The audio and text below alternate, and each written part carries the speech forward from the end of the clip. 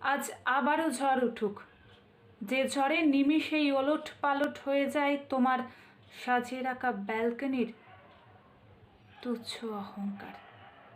এক রাশ আলোকসজ্জার অনেক নিচে চাপা পড়ে থাকা দীর্ঘদিনের যন্ত্রণা মাখা নির্মম আঘাতের চিহ্ন যত,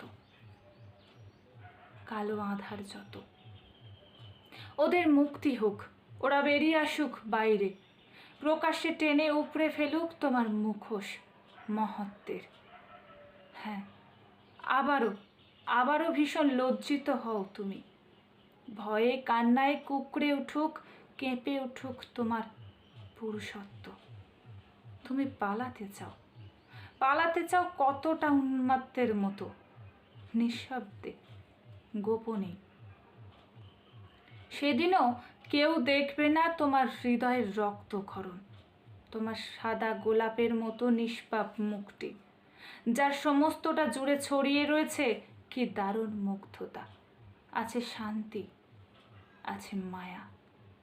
না না না না, কিছুতেই সেদিনও তুমি আরও একবার জিতবে না ওই সৌন্দর্য মনোলোভিত পরিপাটি মুখোশটিও, জিতবে না তুমি।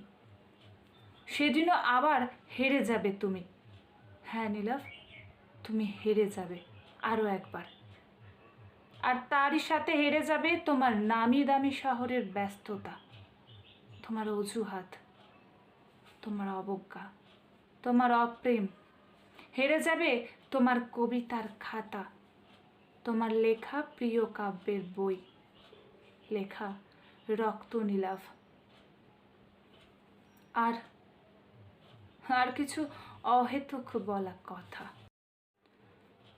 কলমে দীপালি মোদক, কণ্ঠে পারমিতা।